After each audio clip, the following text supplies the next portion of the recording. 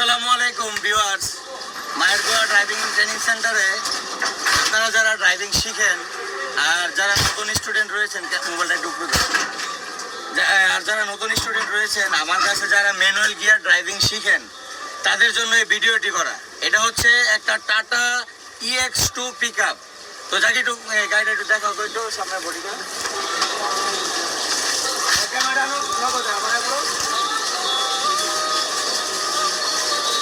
তো ভাই, বিষয়টা হচ্ছে যে ম্যানুয়াল গিয়ার গাড়ি কিভাবে চালানো লাগে, ম্যানুয়াল গিয়ার গাড়ি কিভাবে চালানো লাগে এটা ভিডিওর মাধ্যমে আজকে আমি আপনাদেরকে দেখাবো। তো এটা হচ্ছে গিয়ার লিভার।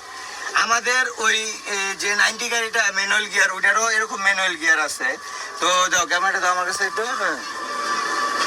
এই যে গিয়ার লিভার 1 2 3 4 5, আবার আরেকটা গিয়ার কি রিটার্ন। তো তাহলে মোট গিয়ার হচ্ছে কি 6টা। আমাদেরটা এই যে যেরকম এদিকে বাম দিকে হালকা একটু প্রেসার দিয়ে সামনের দিক ধাক্কা দিলে কত 1 নাম্বার, এটাও 1 নাম্বার। এই যে এখানে বললো কয় নাম্বার, 2 নাম্বার।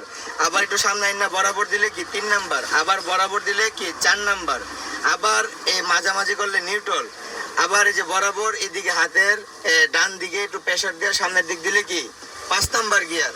আবার কি এই 5 নাম্বার থেকে আবার টান দিলে কি নিউট্রাল। আবার যদি ব্যাক গিয়ার দেই তাহলে কি একটু বাম দিকে ডান দিকে প্রেসার দিয়ে পিছনের দিক টান দিলে তাহলে কি ব্যাক গিয়ার হয়ে গেল আমার রিটার্ন ব্যাক গিয়ার। আচ্ছা, তো এই যে এটা হচ্ছে কি ক্লাস, এটা কি অ্যাক্সেলেটর, এটা কি ব্রেক। তো প্রত্যেকটা গাড়িরই ম্যানুয়াল গিয়ার গাড়িরই এরকম একটা ক্লাস থাকে, ব্রেক থাকে, এরকম একটা অ্যাক্সেলেটর থাকে। হ্যাঁ, এতে অ্যাক্সেলেটর, বিতে ব্রেক, সিতে কি ক্লাস। তো আমি সবসময় একটা কথা বলবো যে গাড়ির প্রত্যেকটা গাড়িরই ভাই এই গিয়ার সব একই গিয়ার। কোনো গাড়িতে এই জায়গায় থাকে ব্যাক গিয়ার। হ্যাঁ, বড় অশোক নিলেন ইনশাল্লাহ আমি আপনাদেরকে পরবর্তীতে একটি বাসের ভিডিও নিয়ে আসব যে বাসের গিয়ার কোন জায়গায় থাকে। এই 1 নাম্বারের জায়গায় থাকে কি ব্যাক গিয়ার। আর এই যে এটা থাকে কি এই সাইডে, যেটা এখন আছে হাতের ডান সাইডে, এই যে ডান সাইডে এইদিকে টান দিলে কি ব্যাক গিয়ার। হ্যাঁ, আর বড় বড় বাসে অশোক লিলেন গাড়িতে থাকে এই যে এই সাইডে সামনে এই জায়গায় থাকে কি ব্যাক গিয়ার। আর এটাতে যেহেতু টাটা গাড়ি, এটার কি সামনে হাতের বাম সাইডে 1 নাম্বার গিয়ার।